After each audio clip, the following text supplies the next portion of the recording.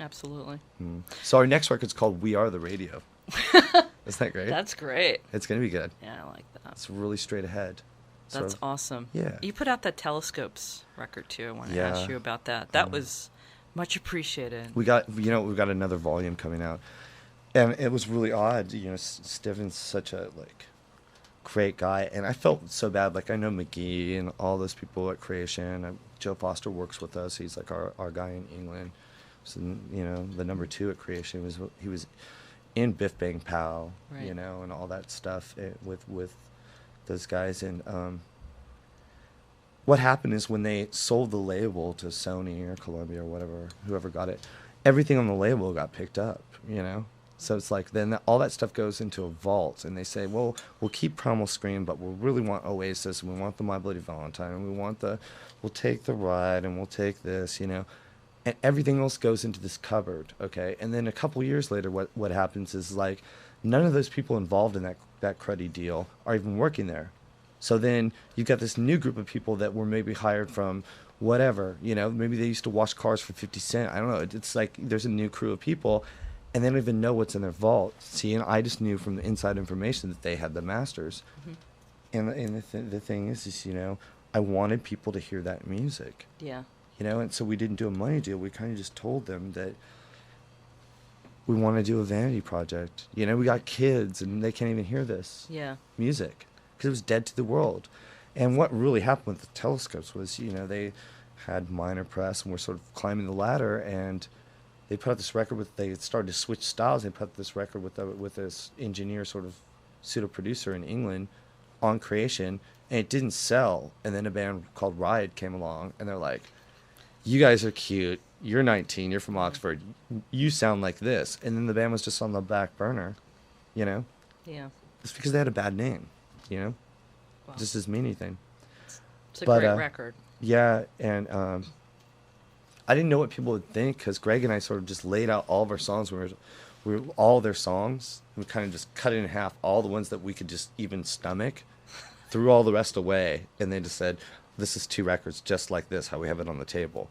And I didn't know what people would think because it's so hard and abrasive, and then it's all so mushy and soft and fuzzy. I was just like, wow, because it morphs. But people in the press, even regional things, have really responded favorably. I didn't know what to think, and I was just absolutely, I'd heard that they were a shoegaze band. So much more than that, They were almost, in the beginning, they were a lot there was a thing going on with the people, the Dinosaur Juniors and everybody, where they were really pushing the boundary of sonic experiments. Guitar. That's a lot. It's a very it is a very abrasive record for that time. I didn't imagine that sound for that period of time. Yeah, definitely. And it was really wow, this is something that's really important, to point out and bring out. So. Well, also, I just thought it was a shame. Like I said, they got so dwarfed. The difference between their sales are just modest sales. Indie labels, if you go back in the history of indies, it starts to really kick off with my business partner, Greg, as far as actually getting records out there. But we're talking sales in the thousands. And I know you just recently had the Romantics in there. Yeah. Yeah. Well, the problem with that is Greg put out That's What I Like About You. He was there, put out that as a single, and then the majors go, this is amazing. This is pop music. Bam. And then the band jumps to there, puts out a record, dropped. It's dead. Mm-hmm. But, there used to be a whole sort of farm club of do-it-yourselfers that worked really good for up to 25,000 copies or whatever, people that were doing it themselves.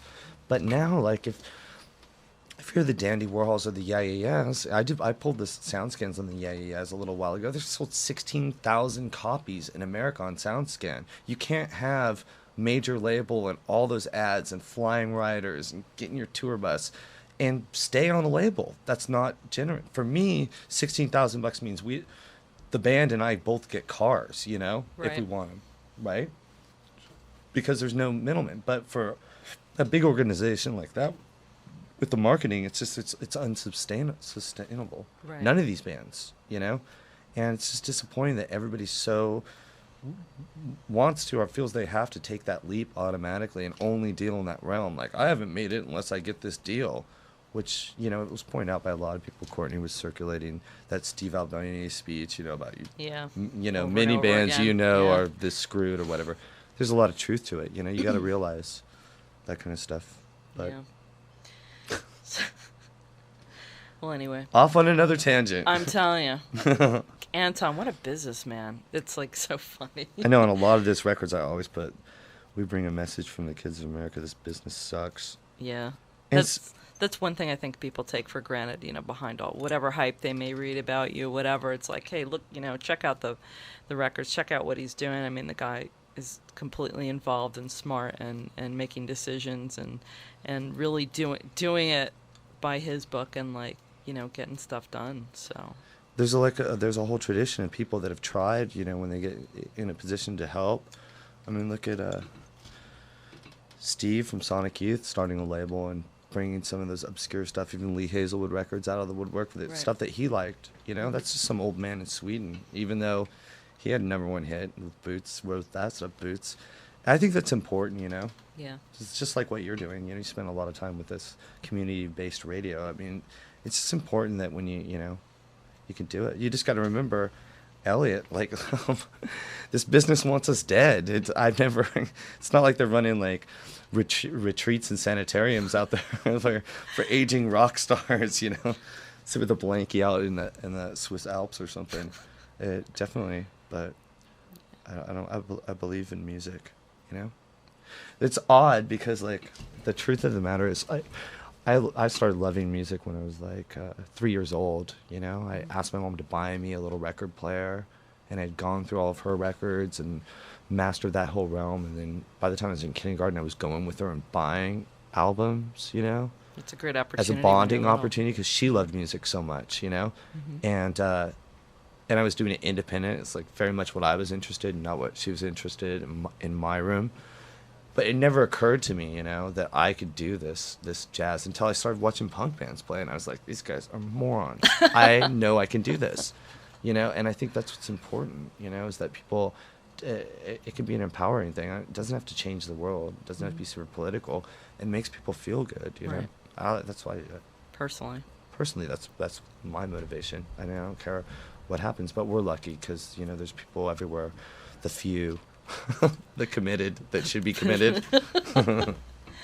Well, we're very glad that you came here to talk about few gigs, few times you're like on the East Coast, but we always look forward to that. So. Well, thank you so much for having us. No problem. problem. I'll speak on behalf of the whole band.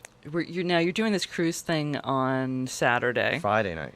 I actually think it's. I think it's Friday. Oh, it's Friday night at midnight. Mm-hmm. That's right after this show I think we're goes playing off. Saturday at Pianos. Pianos. Yeah, at Pianos. Pianos. The pianist. People go. It's absolutely, if you haven't seen the Brian Jonestown Massacre, I mean. Well, and Hopewell and Mary Lou Lord. Yeah, we're very familiar with Hopewell. Yeah, well, Mary Lou Lord's been around too. Yeah, I know. She's been around forever. I know. Well, she's way more folk than all of us, you know. All of you combined. You'll never be as folk as Mary Lou Lord. Well, you know, women, they carry this incredible burden in life. You need to cut it out right now. You need to just stop that. You have no idea. I know. Yes, I do. I was raised by women. I know. I have an idea. Yeah. Well, Anton, thank you very much for coming and speaking with me today. Well, thank you. Thank New Jersey and New York. And thank God. All right, we look forward to the new Brian Jonestown Massacre release, and this is our music, and much more to come. If you go to Brian Jonestown, the website. Yeah. Oh, yeah, I want to tell everybody. Yeah. It's just all one word, BrianJonestownMassacre.com.